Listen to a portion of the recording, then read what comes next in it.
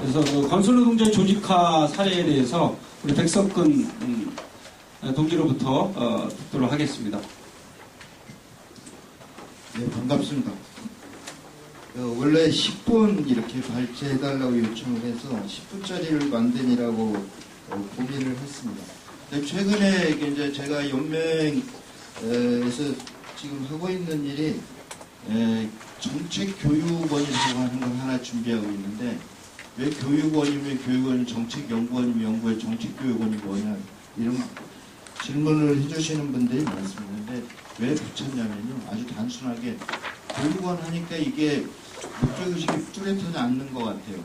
그냥 교육, 그래서 정책교육, 그래서 목적의식적인 교육을 하는데, 노동운동 전문 활동가를 좀 양성해서 하나학교 하나 만들자. 건설은 지금 왜냐면 이게 굉장히 심각합니다. 등치는 어마어마하게 커졌는데 87년도 노동자 대투쟁의 과정에 80년대에 길러졌던 활동 역량들을 노동운동이 내적인 발전과 외적인 지원에 의해서 발전의 경로를 겪었다면 지금 와서는 전혀 수혜를 받을 데가 없습니다. 자체적으로 길러지는 데도 없어요.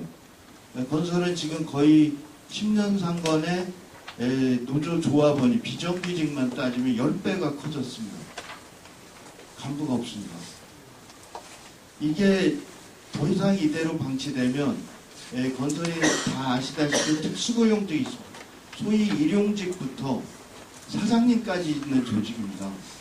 사장이라고 가지고 있는 자기 계급적 특성들이 있거든요. 이런 부분들을 극복해내는 새로운 방향을 설정하지 못하면 이게 지속 발전한 조직으로 살아남을 수 있을 것인가 하는 고민 속에서 이 사업을 준비하는데 굉장히 어렵습니다. 특히 이 예산의 문제나 인식에 관련된 부분이나 조직 내적인 결의를 받아내는 데 있어서 그렇게 만만치는 않습니다.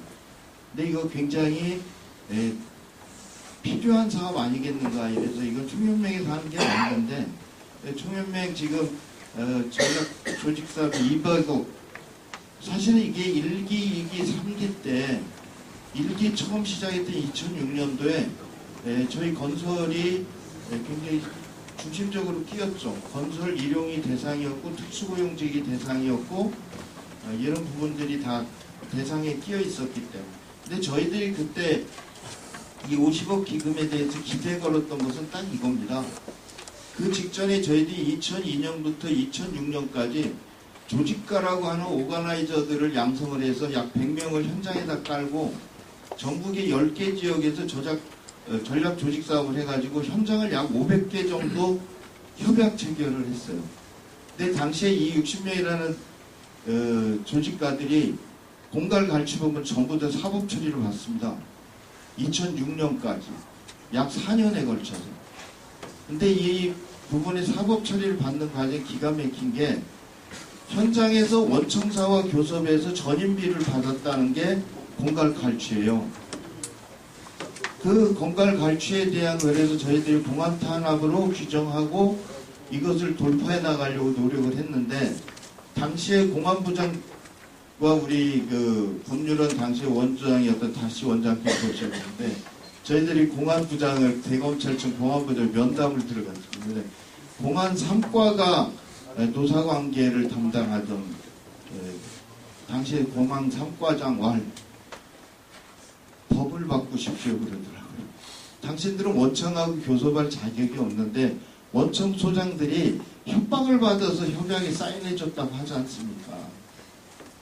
그러니까 자격 없는 교섭에서 그런 내용을 해가지고 결국은 사법 처리를 전부 다 받는데, 그게 얼마만큼 억울했냐면, 어느 공갈 갈취범이 계약서를 쓰고 법인 통장으로 돈을 받고 회계감사를 받습니까?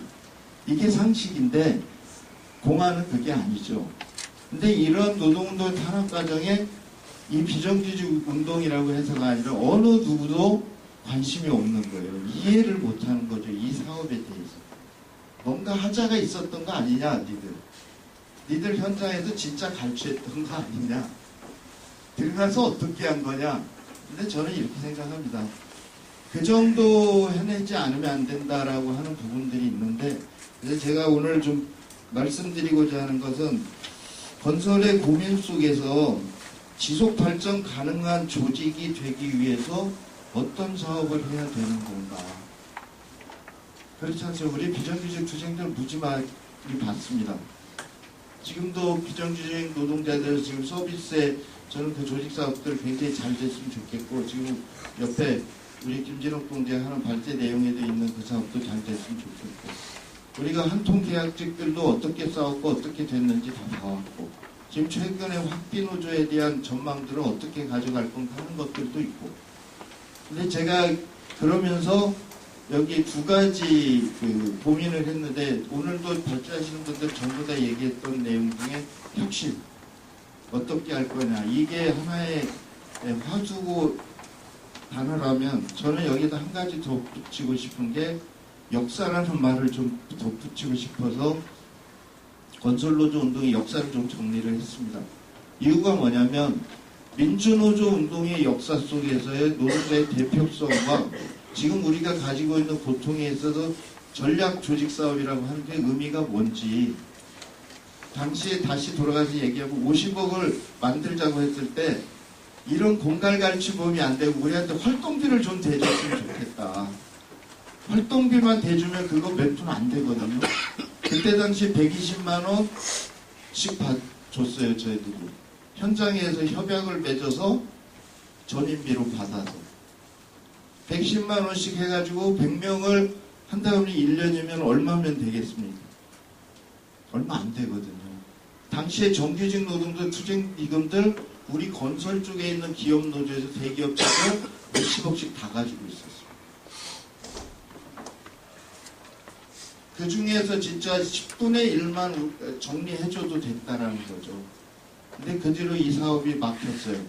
막혔고, 제가 그래서 이 속에서 우리가 뭔가를 좀 바라봐야 되겠다 해서 잠깐 간단하게 살펴보면, 제가 제출한 자료 중에서 저희들이 조직사업하면서 몇 가지 집점을 짚고 넘어가는 시기가 있습니다. 그래서 자료에 근거하면 이 얘기를 다 참고적으로 보시면 될 것 같고, 1988년도 3월 10일에 전국 최초로 현장의 일당쟁이 노동자들 노동조합을 창립을 했는데요.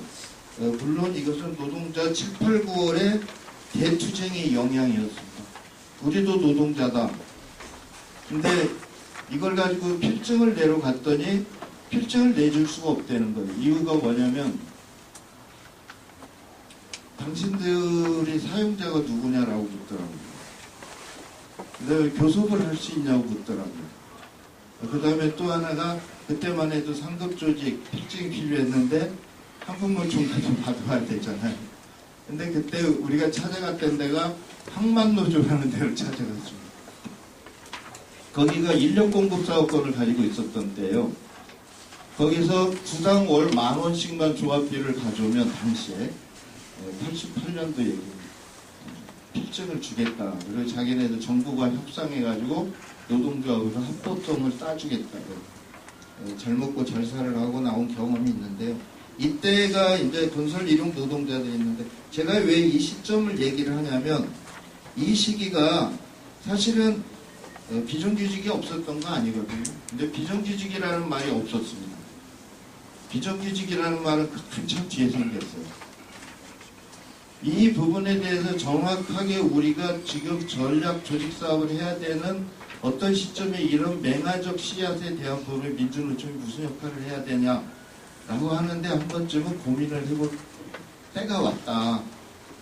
이런 얘기를 좀 드리고 싶었고요. 그 다음에 98년도에 IMF가 왔는데요.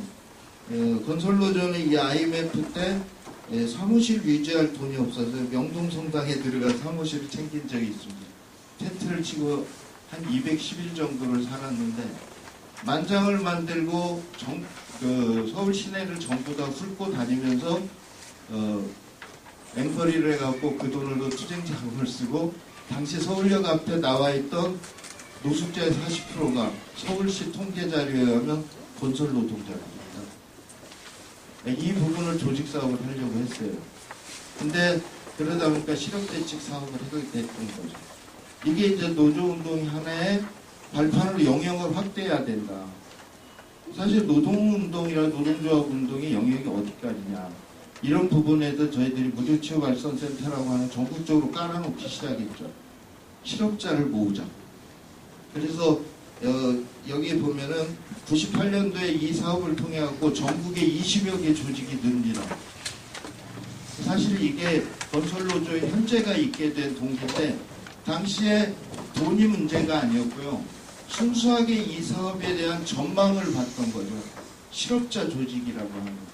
여기 바로 우리 사무실옆에 고용안정센터 있는데 당시에 사업들을 같이 했지만 이런 부분들을 가지고 실업극복 국민운동이라고 하는 데서 기금을 뺐다 민주노총이라고 하니까 줬던 것 같고 이런 부분에 대해서 지금 조직이 확대됐고 이때 위기를 좀 기회로 만들지 않았는가 싶습니다. 그리고 민주노총이 이제 만들어주고 나서 산별이라고 하는 거와 조직 확대 사업에 대한 부분들이 핵심 우리 과제로 이렇게 제시가 되면서 건설은 이런 비정규직 노동자들을 조직해도 현장이 우리 게 아니라고 지금도 파업을 하면 길거리 파업을 하거든요. 다 보셔서 아실 거예요. 포항 때도 우린 현장이 없어요. 나와서 길거리에서 하는 게 파업의 현장이에요. 그러다 보니까 포스코 본사를 치고 들어가서 정부했었던 것 뿐입니다. 근데 이렇게 된 이유가 뭐냐면 그들은 이 현장은 당신들 게 아니라는 거죠. 그럼 우리 나가서 파업하겠다. 이런 거였는데 그러다 보니까 저희들이 원청사 정규직 노조의 같은 조직이 되는 건 절실했습니다. 그래서 구 건설 노조, 기업별 노조, 정규직 노조와 산별적 질서를 가지고 통합하는 거. 연맹 통합을 하자. 근데 당시에 이 건설 노련이 사실은 이러한 IMF 지나기 직전에 건설 산업은 하향 곡선을 타고 있었어요. 당시에 건설 노련이라고 하는 기업별 노조, 정규직 노조가 약 17,000의 조직에 한 50여 개 조직으로 확대됐던 게 97년도 정도 되면은 10,000 정도 수준으로 줍니다. 이유가 있어요. 정규직은 현장으로부터 비정규직으로 교체가 되고 있다. 현장을 잃어가는 거죠. 본사만 쥐고 있습니다. 그러다 보니까 조직이 현장 컨트롤력이 없으니까 아무 힘이 없는 거죠. 파업을 할 수가 없는 조직이에요. 근데 저희들하고의 적극적인 부분에 통합을 하게 됐었던 이유가 서로의 필요. 현장을 장악해야 되는 조직의 생리. 그리고 이 부분의 미래 발전적인 부분에 대해서 200만 건설 노동자의 대표 조직이 되기 위해서는 어쩌면 위아래, 어쩌면 진짜 같이 할 수 없는 사람들이었는지도 모르지만 통합연맹을 만들었던 그 시기가 1999년 12월 17일 날 건설산업연맹을 만들었습니다. 그래서 이런 이후에 몇 가지 사업들을 쭉 살펴보시면 이 자료에 43쪽, 44쪽 다 보시면 있으신데 뭐 자세한 얘기는 빼겠습니다. 전체적으로 설명하면서 하나만 말씀드리면 이런 기조 속에서 같지만 2005년도에 이 두 조직이 통합연맹을 화학적 결합을 하는 데는 실패를 했습니다. 그래서 연맹을 해산하자는 의견이 있었는데 당시에 이제 타협선으로 한 지붕 두 가족을 만들었어요.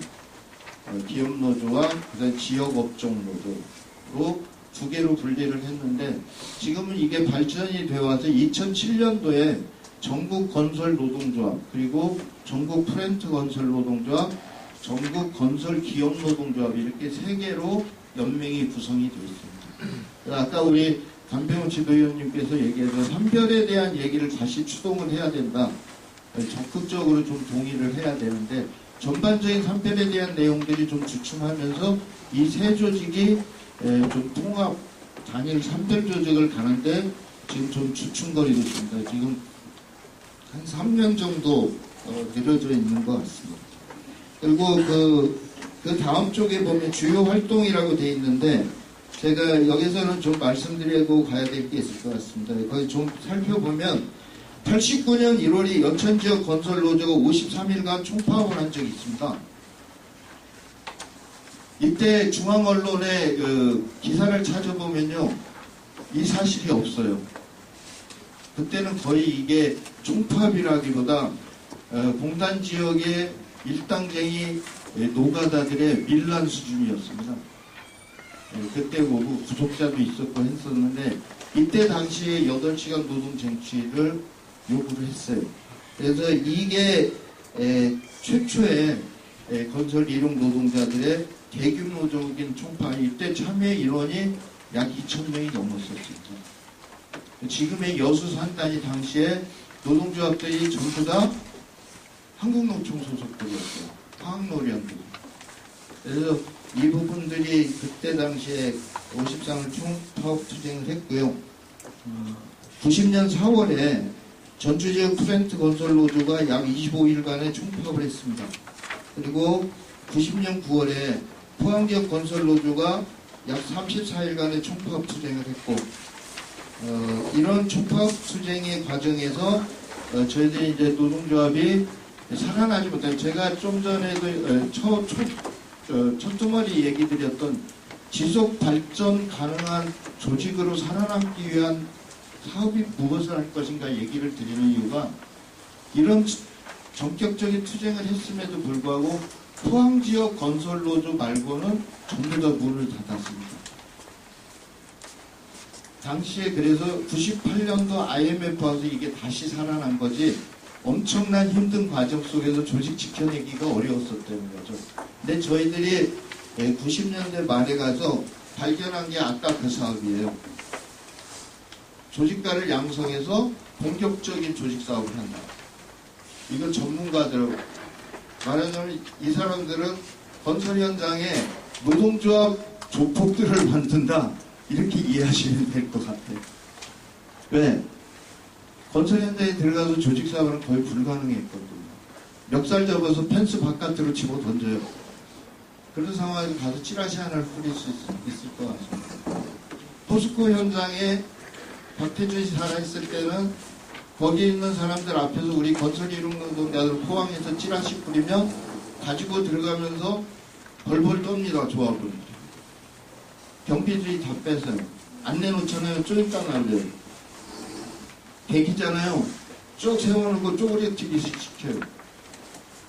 정규직 어떤 누구도 그걸 한 번이라도 바라보고 가는 사람이 없습니다. 이게 그런 노동자들의 집단에서 이제 노조를 만든 거예요. 이런 부분들이 결국은 노동조합이라고 하는 것이 무엇을 말할 것인가, 이대로 당할 수는 없잖아요. 그래서 만들어졌던 것들이 특히 토목권 주현장에서 그런 사업을 해보자 했는데 공안에 의해서 이제 좌절이 됐었습니다. 그 좌절 속에서 느꼈던 것들은 딱 하나예요. 가능성은 봤거든요. 한 1년 반 사이에 2년 채 안 된 사이에 전국에 있는 건설 현장에 협약 체결을 해주더라는 거죠. 그런 전문성을 가지고 치고 들어갑니다. 왜? 명분이 확실했기 때문이라고 저는 생각을 합니다. 그리고 우리가 가지고 있는 조직사업에 대한 접근 방식이 뭔가 이 부분에 대해서 돌파를 해낼 수 있다고 하는 어떤 희망? 이런 것들이 그 구성원들한테 굉장히 강하게 어필이 됐던 것 같습니다. 아, 하니까 되더라. 지금도 그분들이 이제 건설노조의 핵심 간부들 역량으로 좀 남아 있습니다.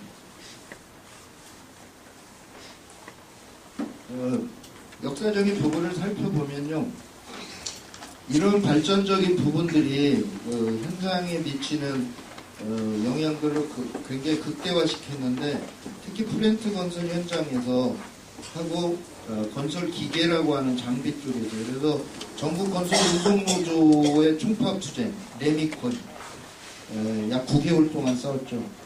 그리고 전국 타워크레인 기사 노동조합의 총파업 투쟁, 그리고 2002년도에 여수지역 건설 노동조합 총파업 55일의 총파업 투쟁, 그리고 2003년 8월에 포항, 2004년에 포항, 여수, 광양, 그리고 2004년에 5년에 있었던 경기도 건설노조, 대구 경북 건설노조의 총파업 투쟁에서 쭉 여기 그 내용을 보면은 약 200명 정도에 이르는 구속자를 냈죠. 저는 그래서 그 다음 쪽에 보면 건설노동자 조직화 전략이 뭐냐, 쟁취 없이 조직 없다라고 썼습니다. 근데 저희들이 이제 내용적으로만 좀 살펴보면 고용 중심의 활동을 했고요. 왜? 저희들한테 최대 이슈가 일자리예요. 일자리를 쥐느냐 마느냐. 누가? 노동조합이 쥐느냐, 중간에 낀 용역이 쥐느냐, 사측이 쥐는. 사측은 절대 안 줍니다. 왜? 건설산업은 수주산업이고 주문생산이기 때문에 지네들이 정규직으로 고용하거나 상용화시키면 남는 장사가 아니라고 생각해요. 쓰고 싶을 때 쓰고 뱉고 싶을 때 뱉는. 그래서 일용직이죠. 그리고 하도급으로 통제를 합니다. 네. 내청에도 2청, 3청 하도급 구조로 통제를 하는 이 구조를 딱 가지고 있어요.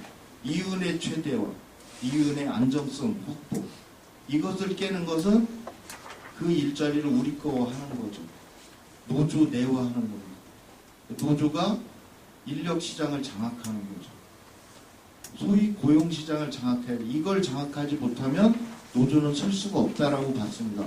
그래서 건설 노조 운동은 지금 이 싸움을 해요. 그래서 저희들 구호는 건설노조 강화의 현장을 장악하자입니다. 지금 가장 큰 고통은 뭐냐면 복수노조 창구 단일화 때문에 한국노총 국민도청이 다 끼어들어왔는데 그 사측들이 다 키워가지고 2중 5중 3중 5중 가능하잖아요. 다 가입받을 수 있고 한국노총 가입원서 쓰지 않으면 일을 안 시킵니다. 최근에 그 강원도 삼척에 어마어마한 발전소가 들어서 있는 지금 현재 1,500명 정도 출력을 하고 지금 저희들이 지부 결성을 했는데 같은 현장에서 일하는 몇 개 업체가 어떤 업체는 저희들하고 교섭권이 있고요. 어느 하나 업체는 한국노총하고 교섭권이 있어요. 그 현장이 똑같이 일합니다. 근데 지금 현재 이걸 돌파하지 못하면은 결국은 이거는 번지죠. 저희들이 그걸 어떻게 돌파하겠습니까? 현장에서 일해먹을 한국노총 가입원서 쓰는 거예요. 우리 조합은. 네, 들어갑니다. 그 다음에 거기에서 활동가가 생길 수밖에 없죠. 없으면 거기는 한국노총 사업장 되는 거예요. 누군가 그 안에 있는 거죠. 어느 순간에 뒤집는 거죠. 거저되겠습니까? 결국은 지금도 그것이 이제 폭력 사태가 된다 해서 동아 쪽에서는 이제 거의 이게 이 집단에 대한 부분들. 근데 결국은 이것이 현장을 놓고 싸움의 극한 대립까지 가고 있습니다, 지금. 근데 법적인 부분에 대해서 지금 민주노총이 이성 안 하거든요. 건설이라도 해야 되는 거 아니냐. 복수노조 교섭창고 단일화 깨야 된다. 3개월 고속 법제화 해야 된다. 이거 아니면 이제는 조직사업 안 된다. 이렇게 되는 거거든요. 결국은 현장의 장악에 법적인 지원도 못 받고 있다. 이게 지금 현실적인 저희들 고민입니다. 그래서 여기에서 고용 중심의 활동을 하고 있고 지역을 기반으로 전국적 조직사업, 대정부 투쟁을 통한 조직사업, 대건설자료 현장 실천사업 속에서 많은 성과를 이뤘습니다. 오늘 짧은 시간이기 때문에 다 설명 못 드리고요. 이제 마무리를 좀 할까 합니다. 향후 과제와 전망도 똑같습니다. 그래서 건설산업 정책 개입을 위한 구체적 전략 전술. 저희들은 지금 노동조합에서 9개의 기능학교를 가지고 있습니다. 그리고 7군데가 무료치유 발전센터를 하고 있습니다. 그러면서 한쪽에서 현장에서 파이프 들고 싸우고 있습니다. 이게 무엇을 말을 해주냐면 정확하게 노동정책이든 건설정책이든 정책적 개입이 대정부 투쟁을 통해서 관철되지 않으면 현장에서도 움직일 수 있는 게 적어지고 현장을 또 장악하고 있지 못하면 그 법제도는 바뀌질 않고 있어요. 그러니까 저희들이 지금 법사위원회에 건설 기능인력 양성에 관련된 법안을 노동부하고 국토부를 쪼아가지고 제출해 놨는데요. 저희들이 지금 주장하는 게 뭐냐면은 산업별 최저임금, 적정임금을 만들자. 이 싸움을 하려고 합니다. 왜냐하면 아까 말씀 수주산업이다 보니까 일이 있을 때만 사람을 쓰잖아요. 그러나 IMF 같은 상황이 오면 임금이 반 이하로 처지겠죠. 그런 것을 막기 위해서 법제화하자. 적정 임금, 적정 장비 임대료 같은 거. 이것을 지금 투쟁 사업을 했고 사실 현장의 호응도가 굉장히 높습니다. 이래서 이런 투쟁들을 지금 준비하고 있다고 말씀을 드리고요. 특히 특수고용 노동자 노동기본권 문제랑 원청 사용자성 인정 문제, 독소노조 교섭 창구 단일화 폐지 문제, 적정 임금 지금 말씀드렸던 문제, 이런 문제들이 지금 저희들의 과제로 되어 있습니다. 또 하나 제가 아까 간부 양성에 대한 내용 얘기했는데요. 끝부분에 보면 유기적이며 강한 조직 문화를 만들자, 조직 내 통합적 강화, 지역과 업종을 뛰어넘는 것, 전 업종을 아우르는 조직화 전략이 있어야 될 것 같다. 그리고 현장 조직 활동에 대한 지침 매뉴얼을 굉장히 세부적이고 세밀하게 짜야 될 것 같습니다. 민주노조 연대투쟁 강화라고 하는 부분 절실한 숙제인 것 같고요. 노동자 철학으로 무장된 간부대우의 양성이 필요하다. 올바른 노동자 정치 통일 사회운동에 대한 방향성 정립인데, 맨 끝에 민주노총 오늘 토론회가 10년에 대한 전망을 얘기를 해서 저희들이 10년에 대한 전망을 이렇게 가지고 있습니다. 200만 건설 노동자 중에 10% 조직화돼 20만, 지금 5만 됐습니다. 20만 되지 않을까 싶습니다. 전 업종을 포괄하는 조직력을 갖자. 노동운동 간부대우 2,000명을 만들자. 민주노조 운동의 중심 조직으로서 역할하자. 노동자 정치 세력과 저희들이 매년 지자체하고 교섭을 들어가거든요. 저희들 노조의 특징 중에 또 하나가 지자체 교섭이 있습니다. 이 지자체 교섭이 아니라 관금 물량이 어마어마하게 많아요. 그래서 이런 부분들, 그리고 사회 전선 운동을 전개하자, 이런 목표를 좀 가지고 10년을 버텨볼 생각입니다. 이상 마치겠습니다. 예.